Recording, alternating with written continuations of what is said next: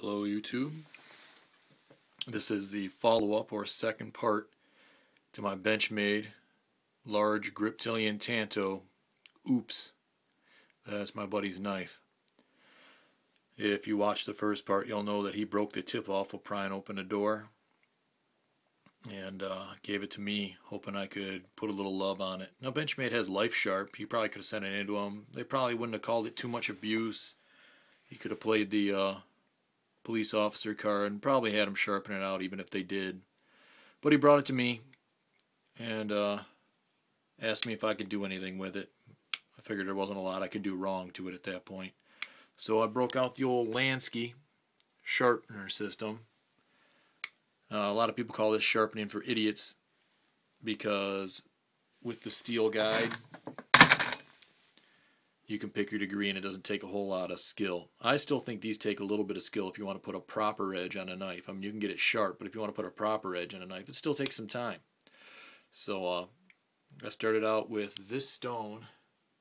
As you can see, there's a little bit of dust laying around it. It used to be stone. I used their oil at first, but the stone was just soaking it up. So I went over to the old EWL, the Slip 2000, and I figured, what the hell, right? That stuff is excellent for sharpening knives. Kept the blade cool, didn't take out the temper because I had a lot of scraping to do and I didn't want it to overheat, take the temper out of the blade. After I worked that down to a decent edge, I started in order: rough, then 3/4, then medium, then fine. That's a triangle stone. I never used the thing. So without further ado, I put what looks like a Chris Reeve style Tanto. They're kind of rounded to the point. They look pretty neat because of how the metal was cut on this. So I had to, let's see if I can get you some light here. Not too much. You see, I gave him a new tip. It's much blunter. I guess that light isn't working very well. It was pointy like this. He broke it off and I had to sharpen a flatter angle on the Tanto to make it right. It looks more like my 722 now. Which do I have handy? Yeah. See if I can get this thing out of the bag while we're talking here, while I'm jaw jacking.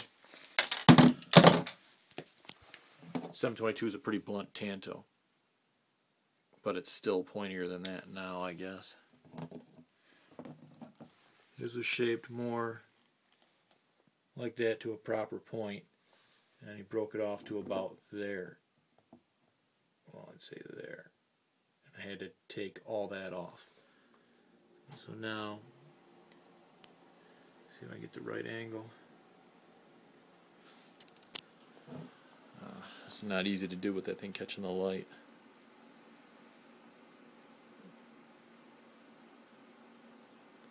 Give you some views of it.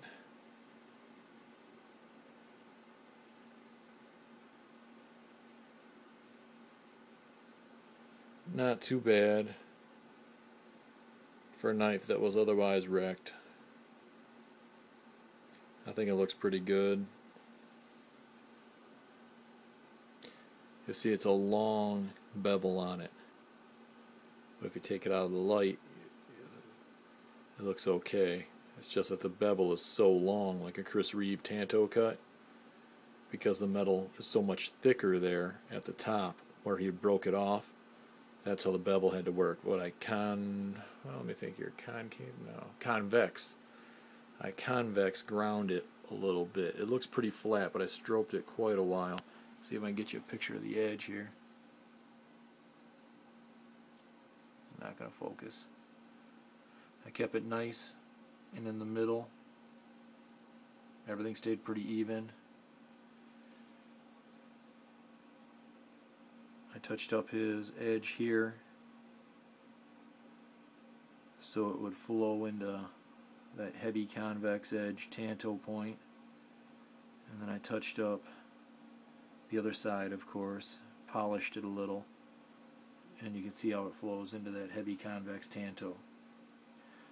All things considered, he could break the very tip off of it now, but there's so much steel at the end now, and it's so thick that he might be able to take it off down to the grind edge here, but the chances of him being able to break it now because it's so blunt are really, really pretty slim. And by making the grind edge so high up on the blade and convexing it, I was still able to leave him with a very decent and usable point. Still suitable for stabbing or poking or persuading or cutting chicken nuggets, whatever you need to do.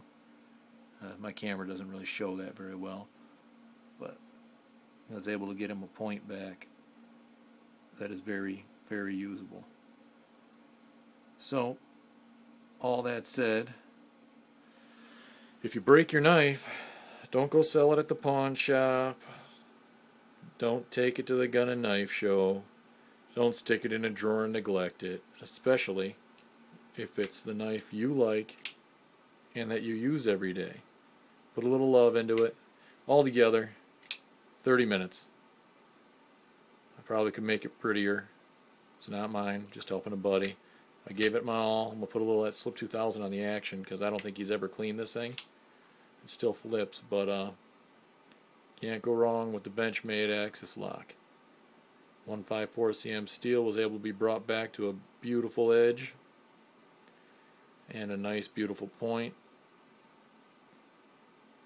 So, all things considered, Griptilian is still for the money, unless you get into some of the Spydercos, of course, but because of the lock, not being a lock back, but the axis lock, I still say the best everyday carry knife for your money.